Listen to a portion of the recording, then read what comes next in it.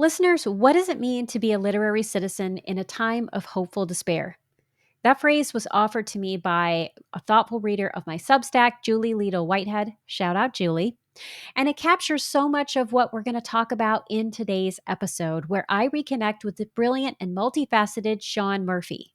Sean is a poet, fiction writer, founder of 1445 Literary Arts, director for the Center of Story at Shenandoah University, and the host of the podcast Some Things Considered. Together, we explore why writing is a long game built on endurance, how generosity, both to others and to your own process, can sustain your creative spirit, as well as the mindset shifts that keep us going when the road feels steep. We also tackle one of my most persistent writing problems, something I know I'm not alone in: how to capture all those great ideas that come to me when I'm shampooing my hair. I'm talking about the shower dilemma, my friends, and Sean offers his process. And now I want to hear from you. Writers, what's your solution? Dry erase boards, waterproof notebooks, magic spells? Drop me a message in the comments to share your best tricks, and let's solve this very real writer's challenge together. And while you're thinking of those answers that you're going to send to me, let's dive into this week's episode.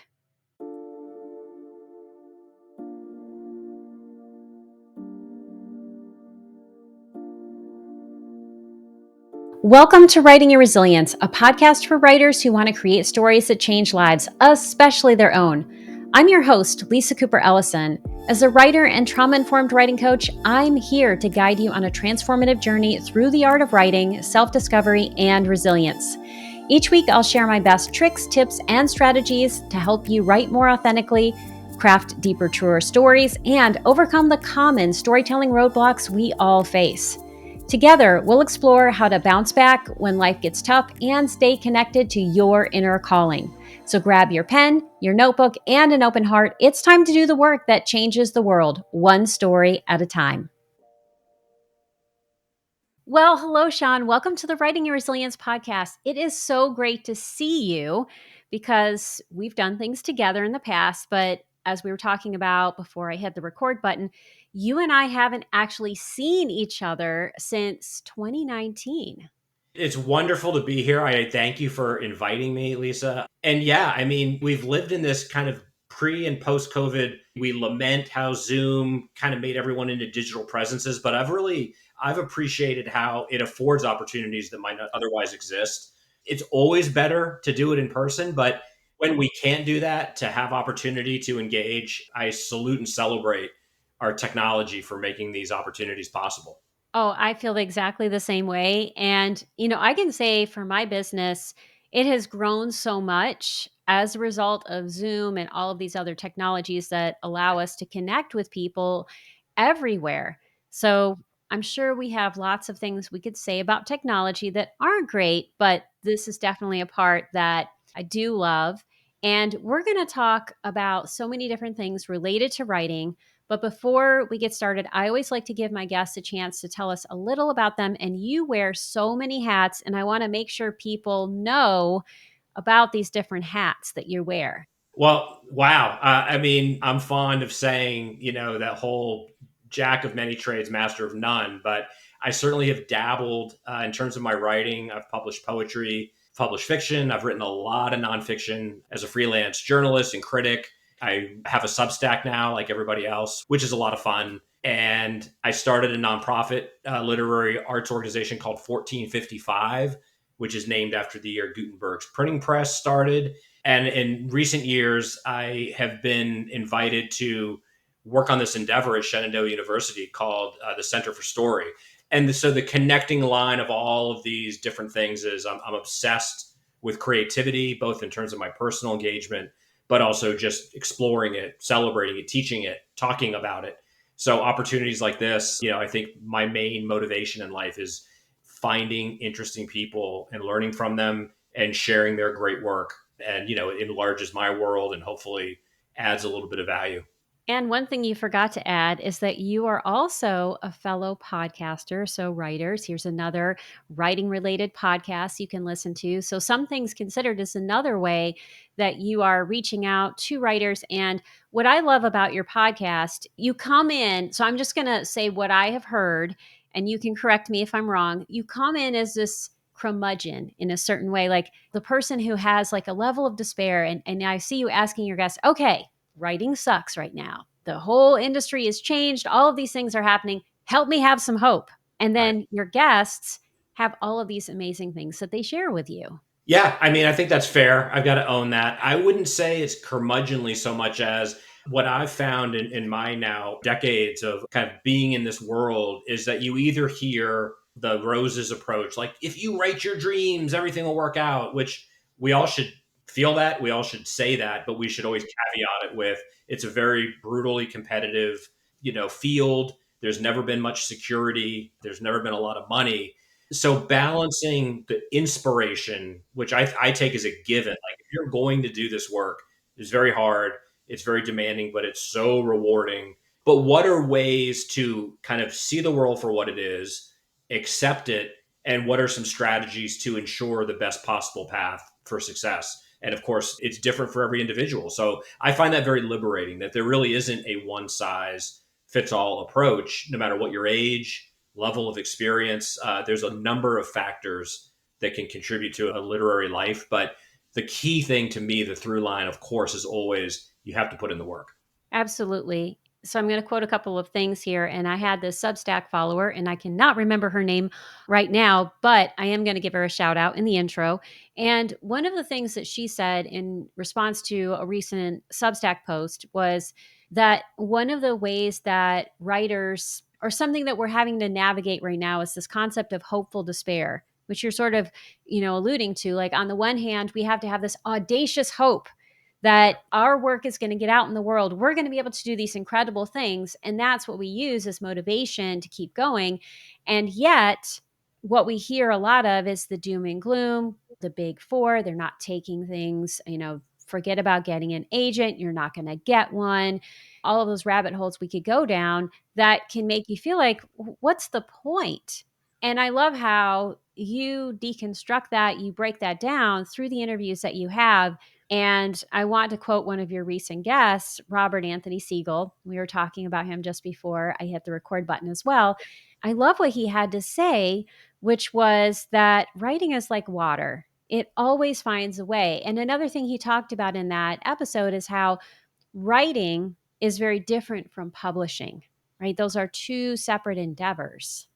Yeah, I mean, I'm so delighted and grateful that you name checked Robert, as we were saying before we came on air. A wonderful writer, amazing human being, super inspirational. He and his wife Karen are wonderful human beings.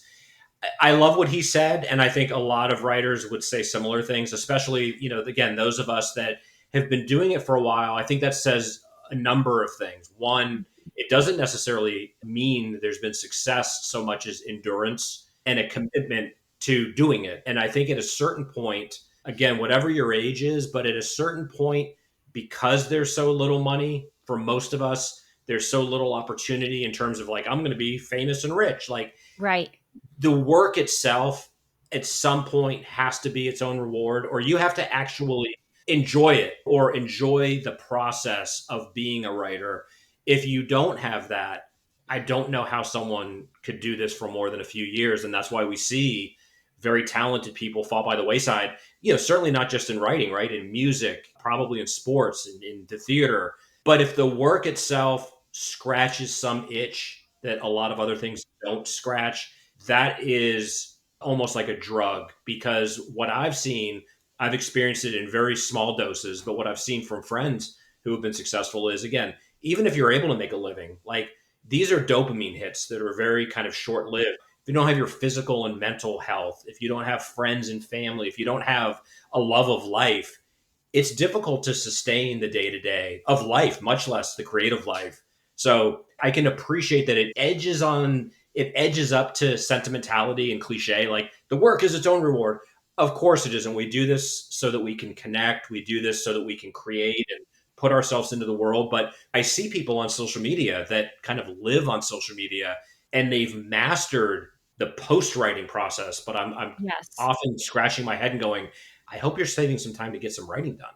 Yeah, and I see that especially in the nonfiction space where we're told that our author platform is so important. And if, yes, it is important. If you want to be a published author, you have to be reaching your readers.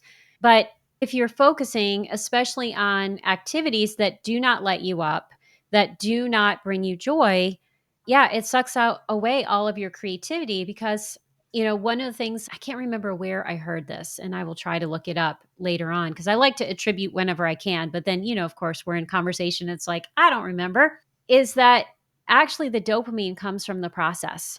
And that's one of the reasons why so many writers experience a low and sometimes even a depression after their book is published. It's like, I've put in all of this work. I'm expecting to have this experience that I'm not having, right? It's not the mountaintop high.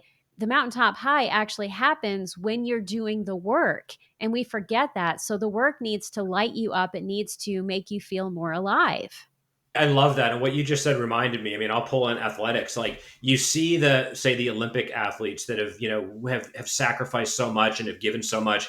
And when their moment comes and goes, they're able to easily walk away from it. To me, it always makes pretty obvious, like, wow, was this not something that was a deeply held, were you pushed into this? Were you pressured into this? Or were you doing it to fulfill some other, urges or obsessions? The people that are going to be in this game for a long time need to derive that day-to-day work.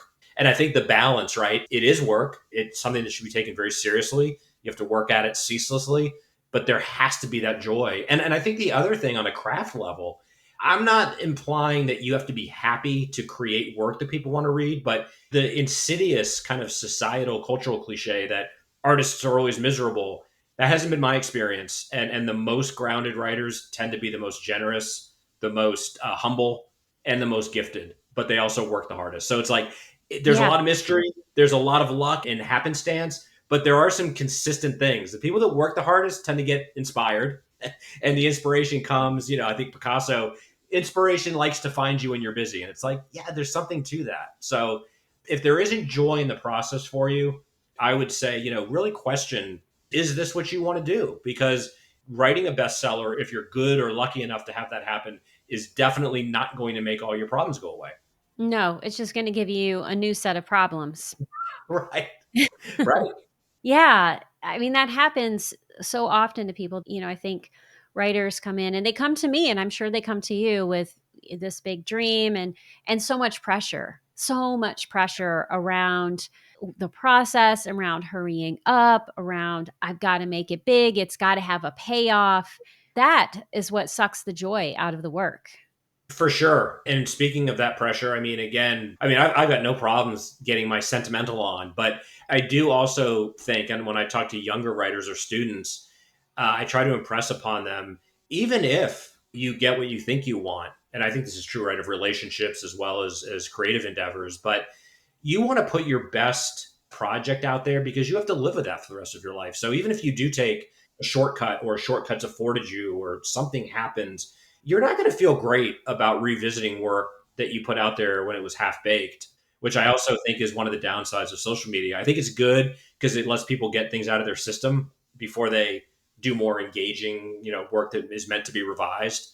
But you can't rush the process. And I can't say with more emphasis, I think if you feel truly good about the project, it might not pay your bills, it might not, bring you acclaim, but you are going to feel something like you're doing what you were put on this earth to do. No one else could have written that book or even attempted to write that book. So when I have a friend that writes a new book or a first time author, I always make it a point to really congratulate them and say, you've done something that a lot of people that are very talented haven't had the stamina, the luck, the whatever to see it through. So just writing a book that you're proud of is a huge accomplishment. I tell every writer that publishes a book, your book is a miracle. And it does not matter if it's good. The fact that you've made it this far, and Yeah. of course, I'm sure your book is good, but just the fact that you've made it this far, that you're holding it in your hand, is a Yeah. huge, huge deal. It is something to be celebrated. And Yes. you have written a number of books. You also are wearing all of these hats. And I'm really curious, how are you managing all of this and finding time for the writing that lights you up, especially in the world that we are now navigating? That's a great question, and I'm grateful that you ask it. It's both complicated and simple. I mean, the somewhat facetious response is you have to love writing or prioritize writing more than other things that might be more fun. So, happy hours or a Netflix series or, et cetera. There are trade offs that you have to feel good about making, but why would you expect, why would one expect to get things accomplished if one's not willing to put in the time? No one would say, I'm going to run a marathon. I'm going to train some of the time, but when the day comes, I'm going to be ready. We should look at writing the same way. You have to put in that time. How dare you expect that something meaningful will come if you don't put in the time? But the other part of it, now that I'm older, is I'm kind of happy to say it's been challenging, mostly good, but I've endeavored to kind of create a life that blurred the lines between, day job and responsibility and creativity. And I think one of the things, again, culturally, if not even in MFA programs, that we are kind of inculcated to believe, which I don't think is true, is you need to set aside time to write and be creative, and then you can go on about your business. That certainly works for a lot of people and is inevitable. But for me personally, I have such a kind of insatiable appetite to read, to write, to listen, to engage, that I just want everything to constantly be feeding off itself. And so, in a weird way, I've tried to minimize distractions, but I've also made my life way more complex because I can kind of shift from poetry to a podcast to working at my nonprofit to teaching to doing this stuff. But it's kind of like training. I guess I've trained myself for several decades to be able to access those sparks when they arrive. And again, lest that sound pretentious, what I simply mean, I respect the opportunity to create or be productive enough that I want to ensure that I'm as often as possible in an environment where, if and when imagination or creativity or inspiration strikes, I can take advantage of it. And even if I get the first line, say, of a poem or a title, getting that down sometimes is enough to kind of break the dam, and then you can revisit it, come back to it, and you've already engaged. Similarly, I've also found, especially with poetry, and this is just my own personal observation, I have no idea how it works for others, but for a poetry, because it can be such a short burst, if you don't capture that inspiration, because it can come from nowhere, you might lose it and never be able to come back to it. So you also have Yeah. to respect. I've been known to pull over while I'm driving. I do pull over, but to write something down to make sure I capture it. And I just think there's a kind of humility, like not taking oneself too seriously, to be clear, but appreciating that these opportunities are even existing Yeah. and capitalizing on them. But all of that could be reduced to one other thing. It's also ultimately very selfish. I want to read a lot. I want to watch good movies. I want to have conversations like this. I want to create when I can. So I do as much of it as I can. I love that. And what I also love about this is that, a lot of it's about the mindset, right? The mindset that we bring to all of this, because someone else could say, oh, my podcast is my job, or this work at Shenandoah University, that's my job, and this is my creativity. And what you were just saying is making me think of, I have this Osho Zen tarot deck, and there's this creativity card. And one of the things it says on this card is that true creativity is a connection with the divine.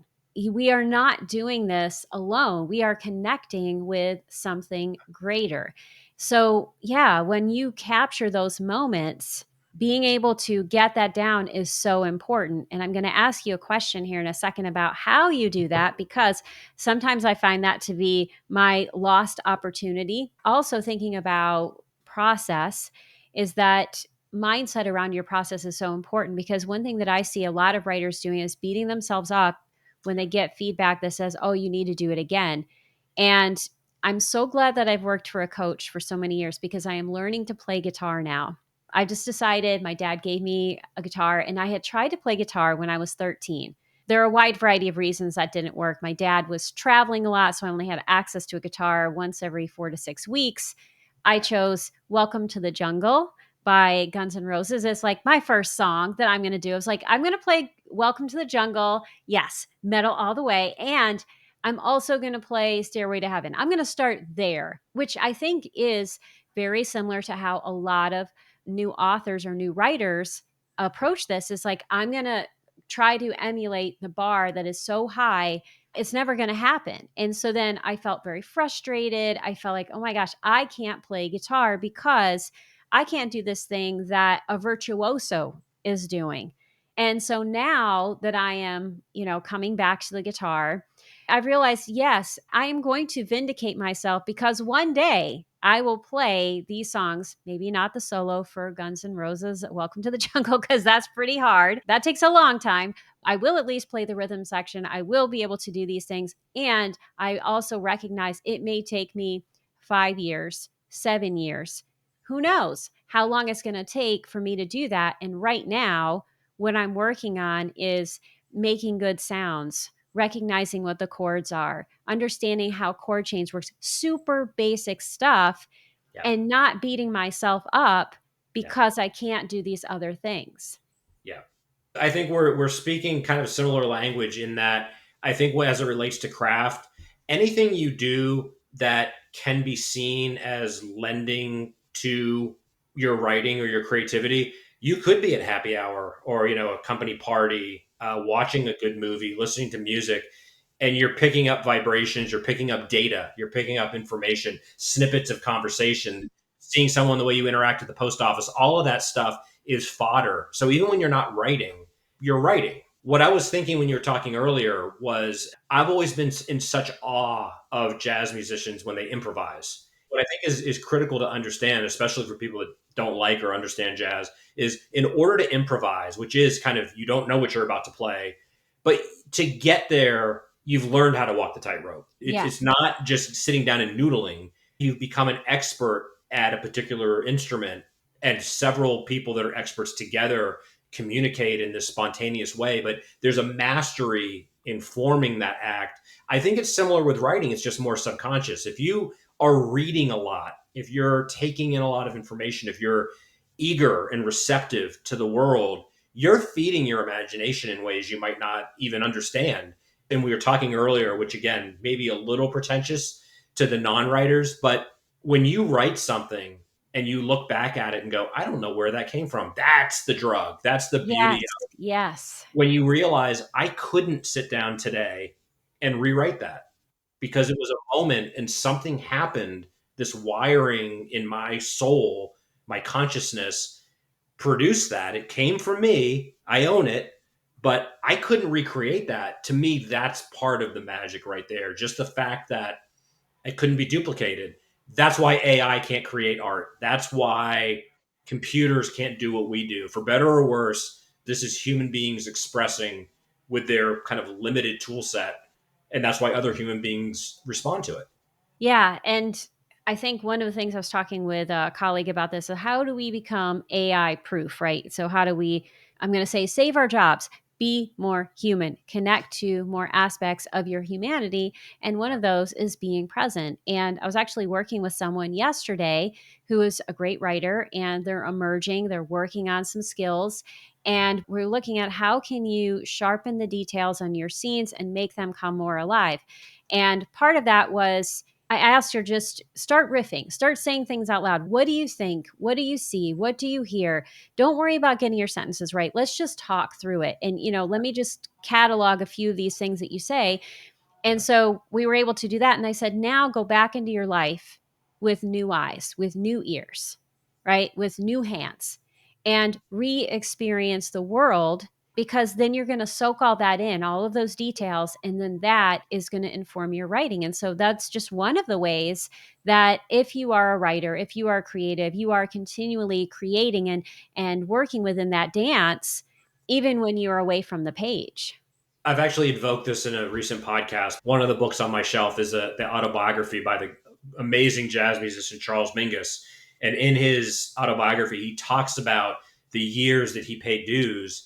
And for him, when it finally all clicked, he realized, I think he was working as a postman or maybe even like an elevator operator, like in the 40s. But he realized I'm composing music when I'm not composing music. He was Yeah. like, I've now figured out I'm thinking about music all the time. And so his sensibility through all this practice, through all this combination of play and dedication and intention, he was able to access it. So, I can look back to when I was a younger writer and I would write a couple of stories a year or a poem every year. Those beautiful magic moments where it would come fully formed. And like, I live for those moments. And the reality is, for most of us anyway, that doesn't happen that often. I mean, it's too Yeah. much to ask for. So you need to create the circumstances where you can access that channel more readily. Yeah, it's like if you're starting a garden, you may have one seed that blossoms incredibly, but it's really good to have a bunch of other starts, right? Because you never know which seeds are going to blossom and how that's going to work. And I love this where you're taking this because it brings me back to what I wanted to ask you about. And I have a specific scenario that I want to ask about is how do you capture these bits of wisdom, these amazing lines as they come to you? One way is you pull over, but what's your process? And then I'm going to share my sticking point, and I'm hoping you have a solution for me. Okay. I can't, prescribe anything. I think each individual needs to find what works for them, or hopefully what things work for them. Yeah. But for me, it really is like when I'm talking about how I've kind of cultivated this sensibility, for better or worse, I could actually be watching the news or reading a book, hearing a line on TV, or any situation, and all of a sudden the idea for a poem, like I could talk about X, Y, and Z through this is a window into, that metaphor works to talk about racism or my childhood or whatever. So I'm going to the page or the computer with intention and I'm locked in, but something happened. But the point, I guess, is as opposed to kind of sitting down in the morning and getting my hours in, I've never been that person. I envy those that do. I'm also not saying I walk around all day with my head in the clouds and things happen. It's in the middle of those two kind of interesting holes. Anything could be fodder, and I don't know. Like, so I don't sit down, say, and listen to Miles Davis and go, motivate a jazz poem. It could. It could motivate a non-jazz poem. I'll give you an easy prompt that I would loan to anyone. Run with it if it works for you. But one of the emails I get is from the History Channel, like on this day, and it'll list like 8 or 9 things that happened that on that day in different years. That's prompted dozens of poems for me because I'll just read a paragraph like on this day in 1820, blah blah blah happened, and I'll think, what a great way to talk about Western expansion in the context of an imperial America. Like, you just don't know what's going to cause it. But I learned that run with it.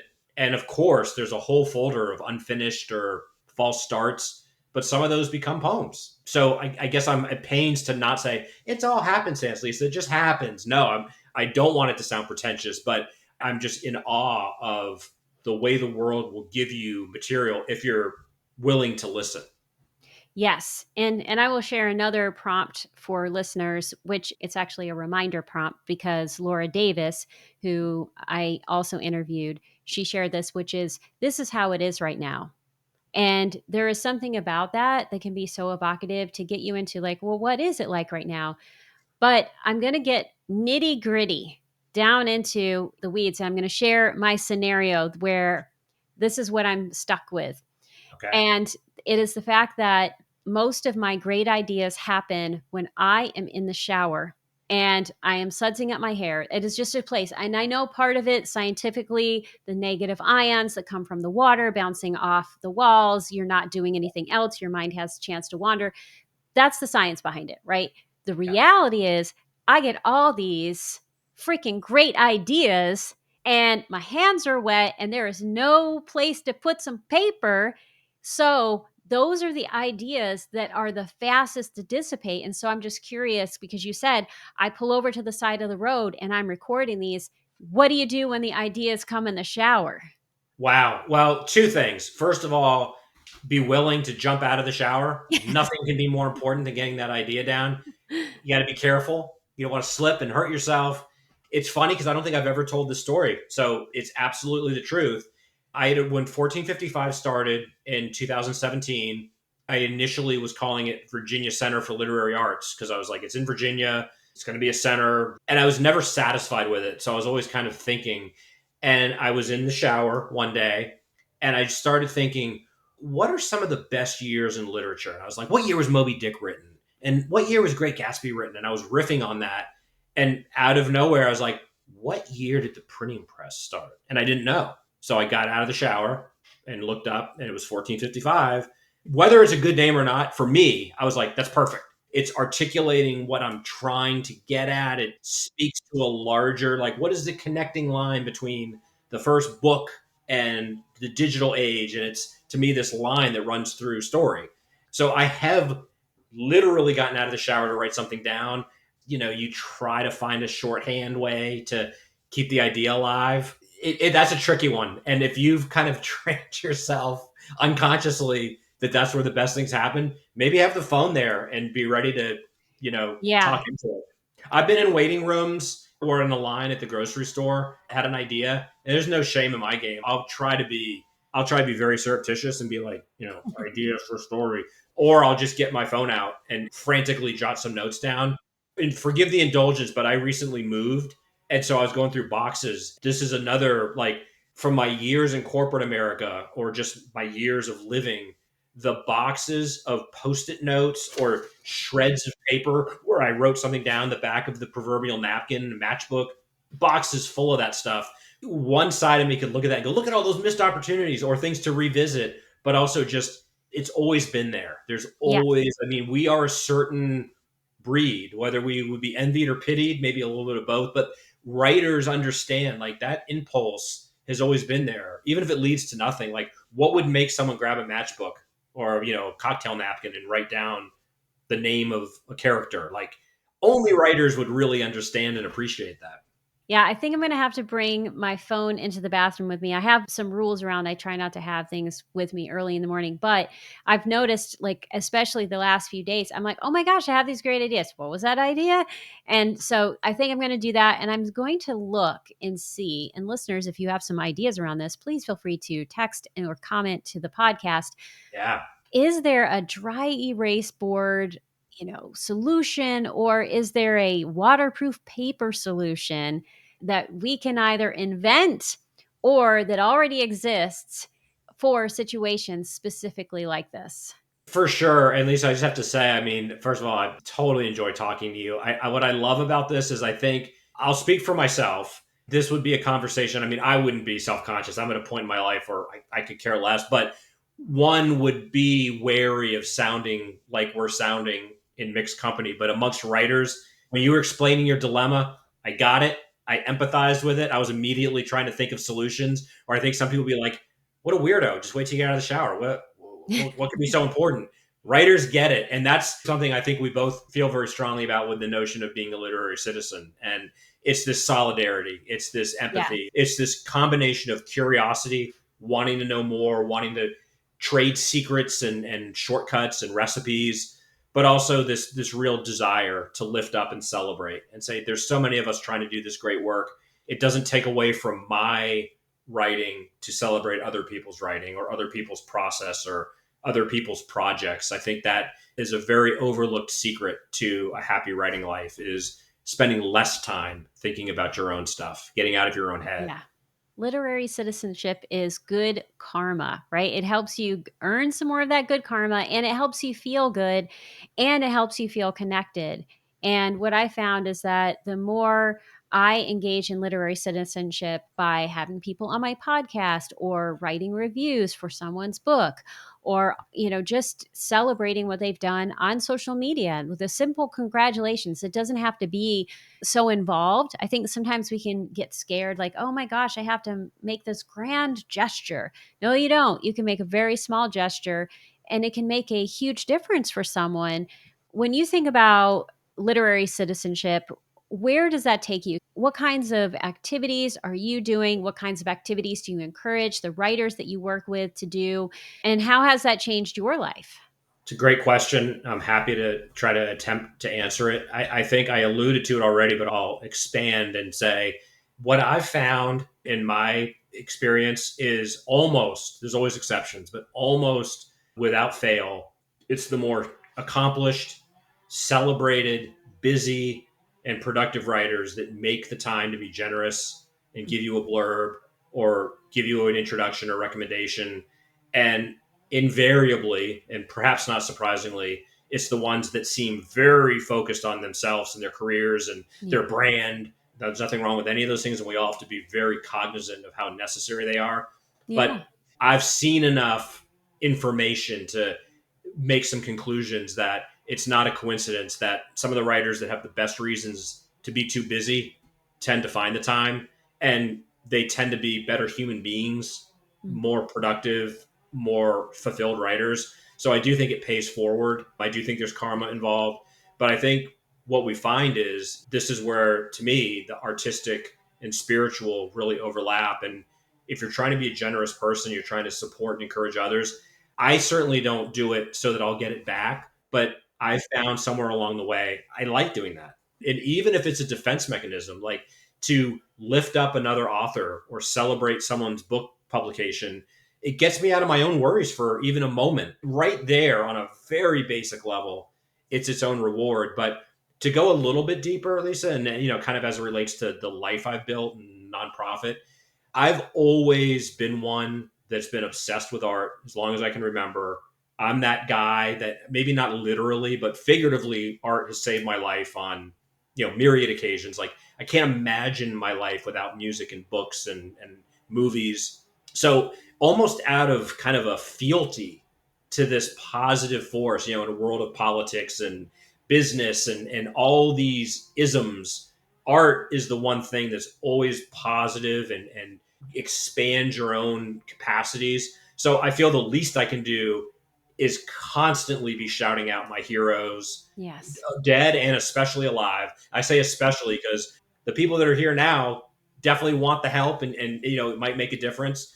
To me, I can never do too much of that. I don't have a limit in terms of I blurbed 2 books this year, or I interviewed 3 new writers, or took time out to talk to an undergrad. Like, what more important work could we be doing aside from our own work? And it's all about boundaries and being productive. But for me, if I write one less book at the end of my life, but have had these types of conversations and felt like I was part of a family, and I'll say that without irony, like part of a fraternity dash fraternity in the literal sense, like this fellowship of fellow creatives. It's a real gift, and it's something I take very seriously. So I guess I don't know if I'm answering your question so much as saying to me it's all part of this process. So being a literary citizen means understanding and embracing the responsibility of doing more for others. For me, especially as like a white male, I just recognize I've had opportunities, I've worked hard, yada yada, but like I've had opportunities that so many others that are way more talented than me never had.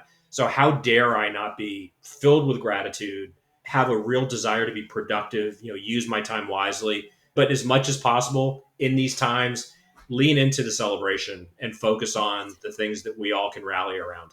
Yeah, I'm right there with you. And I do feel like I don't think made it is the right word. I don't think you ever make it, but we have gotten to a place in our careers where we are capable of doing certain things or we have access to certain things. For example, you and I both interviewed Jane Friedman, right? So we've gotten to a place in our careers where we've done that. Shout out to Jane. Shout out to Jane, the Yeah. one and only Jane Friedman. And speaking of, literary citizens and someone who supports so many writers, I think she is a great example of that. And she doesn't blur books. That's actually, I think, one of her rules. She doesn't, just because I think everyone would ask her, but she does so much for the literary community. She helps us all understand writing in so many ways. It's incredible. And I think when we do that, when we are in connection with others, we get clear about what writing is supposed to do. Because, yes, we are writing to be read, right? That's about sharing. But in a capitalistic society, we often are reduced to the product. And I think sometimes even loving family members and friends can say, like, oh, you still working on that book? I thought you'd be a New York Times bestseller by now. Or, are you kidding me? And so then we can feel that pressure, like our value comes from having completed something rather than the process, which is actually what gives us a sense of value. And so when we're around other writers who get it and we are supporting them, we are supporting ourselves because we are in that community. We see ourselves as just one more part of something that is truly magical. I love the way you just put that. And yeah, so both in the here and now, we're kind of connected to this chain of others, which is a very powerful, crossing cultures and time zones and everything. But I also am really turned on by the idea of we're part of a chain that goes back to not only Gutenberg, but like the Yes. first cave drawings. There are people that invent rockets. There are people that figure out how to cure diseases, and I celebrate the multitudes. But to be in one's own kind of group and recognize there's been an impulse in certain types of people to document and bear witness. There's kind of an awe-inspiring part of that, because to me, there's nothing more human than this fundamental desire to share and connect. And not surprisingly, the people that are sharing and connecting tend to be anti-war, tend to be interested in justice and peace, and tend to be generous people. So I think the artists are onto something. And I also feel that part of my mission is, whenever possible, to not only recommend and celebrate great art, but try to demystify. I do this a lot with jazz. I do less of it than I used to, but the idea that you don't have to be a certain level to understand literature or to understand jazz or classical music or foreign films. Like, dive in and see what tickles your fancy, and you might be pleasantly surprised. But the only thing that none of us should do is go through life kind of with blinders on and curate our own cultivated existence. Like, let the other influences in, and you might be really delighted by how big your world gets. Yeah, stories increase our empathy. I mean, there's been some science around that. And I think one thing that is true is that when you know another person's story, you can't help but love them. So, stories and the work we do truly are about increasing love in the world. And Sean, you and I could be here for the next 10 years, I think, talking about these things, because there's so many great, I don't know, little rabbit holes or avenues or topics that we could talk about. So I'm going to have you on the show again another time so we can do that, because this has been so much fun for me. But for now, I want people to listen to your podcast, to read your books. You have gotten 4 pushcart prizes. You have 2 best of the nets. You have all this wealth of information and these beautiful books and pieces that you've written. How can people connect with you, read your work, and learn more about what you're doing and about 1455 literary arts? Thank you so much for asking. There's 2 sites that will take you down any number of avenues of exploration. SeanMurphy.net is my website, which is just my name, SEAN Murphy.net. And then SeanMurphy.live is my Substack and podcast. Both cross pollinate, but if you go to one of those sites, you can find out what I've written, the stuff I write on my Substack, the podcast guests I have, my contact information, etc. My office is open for complaints, suggestions, and of course, we always welcome generous checks. Just kidding. Go to my website and you can find out more. I will not let you get away with saying, Lisa, I've thoroughly enjoyed talking to you. So I will not only take you up on that offer, but of course, and we've already discussed this behind the scenes, you must become a guest on Something's Considered, and I can put you in the hot seat. We can continue, I won't say deeper, we can continue going deep into the craft and purpose. And, this is the catnip, right? I think for our kind, these kind of conversations should be joyous. They should be hopefully informative, but mostly it's all about the inspiration. And you absolutely inspire me. So I thank you for that. Well, that means a lot to me, especially coming from you. So thank you so much. And thank you for being on the podcast today. It has been an absolute pleasure. Right back at you. Total honor to be here, and keep doing the awesome work you're doing. A lot of us appreciate it. Well, thank you. And I can't wait to be on your show. Thanks so much for listening. If you'd like to learn more about Sean, and most importantly, buy copies of his books and check out his podcast, Some Things Considered, please see the show notes for this episode. But before you go, I would love it if you would text the show if you're on Apple Podcast or Spotify, or leave a comment on YouTube with the answer to the following question. What are your go-to strategies for capturing ideas you've had when you are in the shower? Friends, let's solve this problem together. I know you've got an answer for me, and I cannot wait to hear it. And speaking of your thoughts on the podcast, I'd like to give a quick shout out to avid podcast listener and my LinkedIn bestie, Sarah Evelyn, who shared this about my episode with Jennifer Seelig. I just listened to this episode and it was amazing. It was extremely helpful and generous of the 2 of you, and her book was on my wish list, so I finally ordered it. Thank you so much, Sarah. and Doreen Francis, who's in the final stages of editing her memoir. Shout out to you, Doreen. And Mark Kennedy, who had this to say about my episode with Amelia Hruby on building an author platform without social media. My readers and I live in the same world. My book is part of that world. Genius.